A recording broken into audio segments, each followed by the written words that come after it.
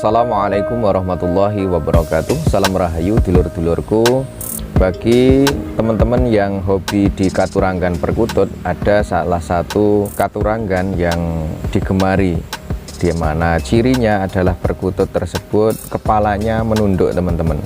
Dan kalau kita pantau, banyak sekali penggemar yang menyukai jenis katuranggan ini, teman-teman. Kebetulan di kolom komentar ada sahabat kita yang juga menanyakan perihal perkututnya yang ketika tidur itu kepalanya menunduk. Nah, ini kemudian di video ini terinspirasi dari pertanyaan tersebut dan juga merespon dari banyaknya teman-teman yang juga gemar di katuranggan dengan ciri yang saya sebutkan tadi.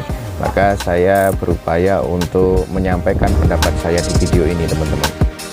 Sebagaimana tema yang saya tuliskan di thumbnail ya, tentang ketika kita menjumpai perkutut kita dengan ciri kepalanya menunduk, apakah ini berkah atau musibah, teman-teman? Terlebih dahulu kita prioritaskan untuk mengecek kondisi fisik dari perkutut kita.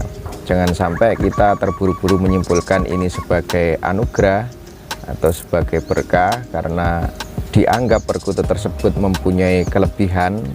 Jika ternyata yang terjadi adalah perkutut tersebut penyakitan, ini justru akan merugikan kita sendiri, teman-teman.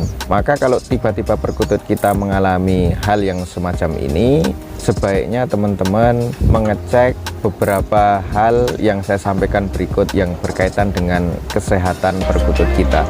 Yang pertama, teman-teman mungkin bisa mengecek gerak-gerik atau ciri fisik dibandingkan dengan aktivitas yang biasanya dilakukan oleh perkutut kita. Nah, ini teman-teman yang lebih paham terhadap perkututnya sendiri ya, sebagaimana biasanya, bagaimana aktivitas perkutut kita. Nah, ketika terjadi sesuatu hal yang tidak seperti biasanya, ini bisa menjadi salah satu catatan bagi kita untuk mewaspadai adanya penyakit yang sedang menjangkit perkutut kita. Yang kedua, bisa jadi perkutut kita nampak murung atau lesu, teman-teman, tidak seperti yang biasanya kita lihat. Yang ketiga, perkutut kita sering membuka paruhnya. Ibarat manusia, perkutut tersebut menguap. Dalam kondisi yang semacam ini kita patut berhati-hati. Biasanya disertai dengan sayap perkutut tersebut terkulai ke bawah. Yang keempat, teman-teman bisa ngecek mata perkutut tersebut. Ketika matanya tampak sayu, ini jelas menjadi indikasi bahwa perkutut tersebut kurang sehat. Selanjutnya yang kelima, teman-teman bisa memperhatikan cara makan dan cara minum perkutut tersebut.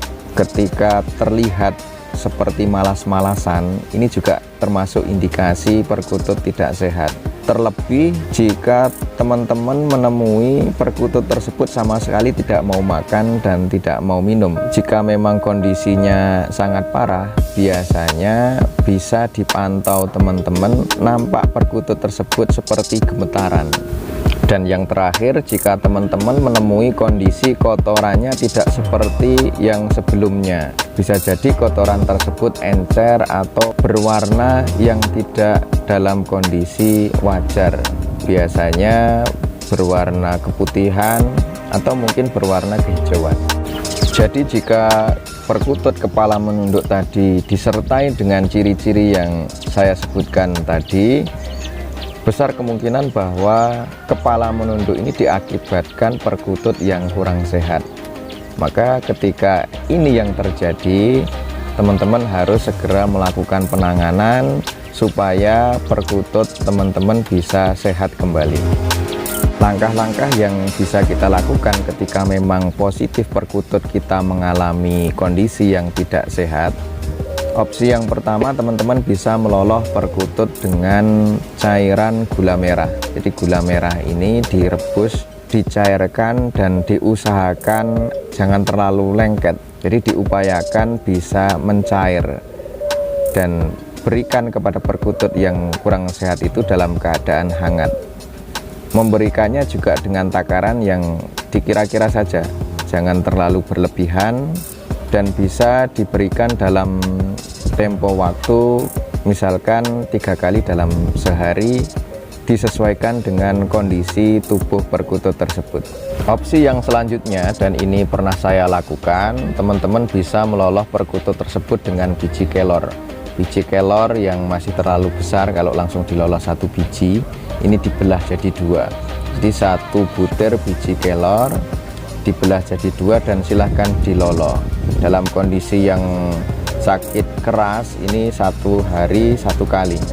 Namun ketika kondisi sakitnya sudah semakin kelihatan membaik, ini bisa dilakukan 3 hari sekali, cukup 1 butir teman-teman.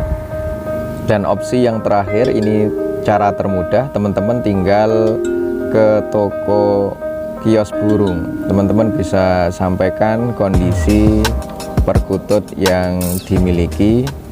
Biasanya nanti akan direkomendasikan obat tertentu untuk mengatasi penyakit tersebut. Itulah tadi teman-teman pendapat saya ketika mendapati perkutut yang kita rawat tiba-tiba kepalanya menunduk ke bawah. Semoga bermanfaat. Insya Allah kita berjumpa di video saya selanjutnya. Assalamualaikum warahmatullahi wabarakatuh.